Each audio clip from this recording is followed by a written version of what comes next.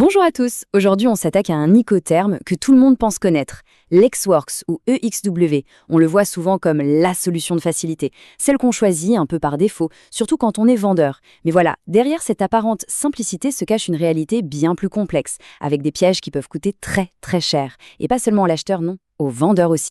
Voilà, c'est vraiment la question centrale. L'XW, est-ce que c'est l'Incoterm le plus simple ou est-ce que c'est en fait le plus risqué? Alors simple et efficace ou simple et carrément dangereux? C'est ce qu'on va décortiquer ensemble. Et je vous préviens, la réponse, elle est souvent assez surprenante et va à l'encontre de pas mal d'idées reçues.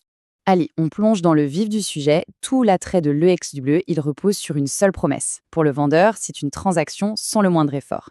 Mais c'est exactement là que le piège se referme. Cette promesse de facilité, dans la vraie vie, elle se transforme très souvent en un véritable casse-tête juridique et financier. Alors si on regarde la définition officielle, elle est d'une simplicité presque déconcertante. En gros, avec les XZW, le vendeur, qu'est-ce qu'il fait? Il prépare la marchandise, il l'emballe, il la met à disposition dans son usine ou son entrepôt, et c'est tout. Vraiment, c'est à peu près tout. On parle de l'obligation la plus minimale possible pour un vendeur en commerce international, difficile de faire moins. Et c'est là qu'on tombe sur le premier et sans doute le plus gros malentendu de l'EXWay. Attention, ce point est absolument crucial. Le transfert de risque, vous savez, ce moment où la responsabilité bascule du vendeur à l'acheteur, eh bien, il ne se passe pas quand on charge le camion, ni quand le camion quitte l'entrepôt. Non, non, ça se passe bien avant, ça se passe au moment précis où la marchandise est juste posée là, sur le quai, prête à être enlevée, avant même le chargement. Alors, pour bien visualiser ce que ça implique, ce transfert de risque si tôt dans le processus, regardons concrètement qui fait quoi. Qui est responsable de l'emballage, du chargement, des douanes? Vous allez voir, la répartition des tâches est, disons, assez particulière. Bon, ce tableau, il parle de lui-même, hein. C'est sans appel. Ça illustre parfaitement le déséquilibre total de l'IXWA. Regardez bien, la seule chose à la charge du vendeur, c'est l'embarrage. Et après? Eh bien après, tout, absolument tout le reste repose sur l'acheteur. Le chargement sur le camion, la douane pour sortir du pays, le transport principal, l'assurance, la douane à l'arrivée, la liste est juste énorme. Donc voilà, le message à retenir est hyper simple. EXW, c'est l'Incoterm où le vendeur n'a quasiment aucune obligation et où par conséquent l'acheteur en a le maximum. Le vendeur se débarrasse de toutes les contraintes et c'est justement cette fausse bonne idée, cette facilité apparente qui nous amène tout droit au fameux risque caché. Allez, on rentre dans le dur. Là où ça dérape.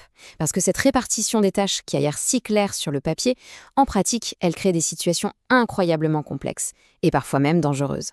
Et attention, hein, on pourrait croire que seul l'acheteur prend des risques, mais pas du tout. Le vendeur est aussi en première ligne.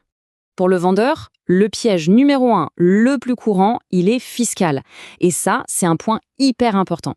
Pour pouvoir vendre à l'export et donc facturer son TVA, un vendeur doit absolument prouver que la marchandise a bien quitté le territoire. Le problème avec EXW, c'est l'acheteur qui gère la douane.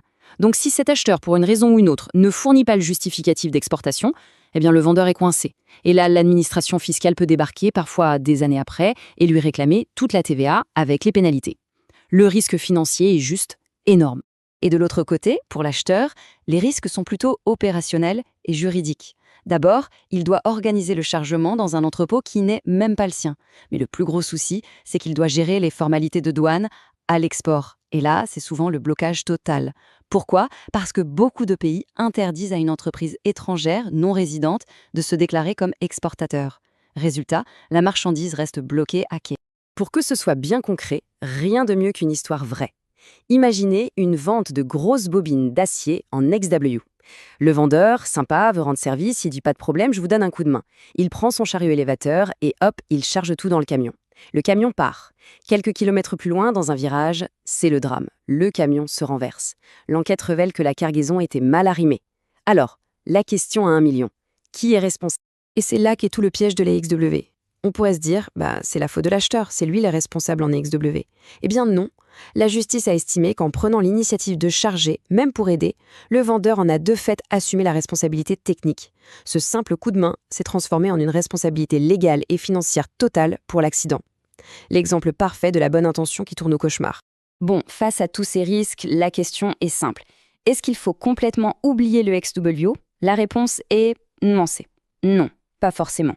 Mais son utilisation doit vraiment être réservée à des cas très très spécifiques. Et surtout, il faut savoir qu'il existe une alternative bien plus intelligente et bien plus sûre pour la quasi-totalité des échanges internationaux. Alors, quand est-ce que les XWO a encore sa place? En fait, c'est surtout pour des transactions nationales. Très simple. L'exemple type, c'est l'artisan du coin qui va chercher ses matériaux chez son fournisseur avec sa propre camionnette. Il arrive, il charge lui-même son matériel, il repart. Pas de douane, pas de transporteur externe. Dans ce cas-là, oui, les XWO est adapté.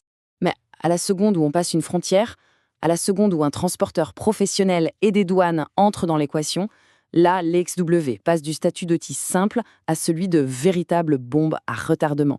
Il est vraiment temps de penser à une option plus sérieuse. Et cette option plus sérieuse, c'est l'Incoterm FCA pour Free Carrier. Regardons ensemble comment il résout les deux gros problèmes de l'EXW. C'est simple, avec le FCA, la responsabilité du chargement et la responsabilité de la douane export, eh bien, elles basculent. Elles reviennent au vendeur. C'est lui qui s'en occupe. Ça peut paraître un petit changement, mais croyez-moi, les conséquences sont énormes.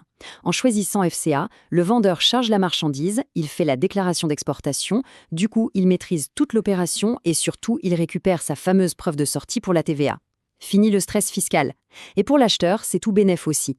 Il est libéré de ces deux tâches super complexes et risquées. Le résultat, une transaction beaucoup plus claire, plus sûre et plus professionnelle pour tout le monde.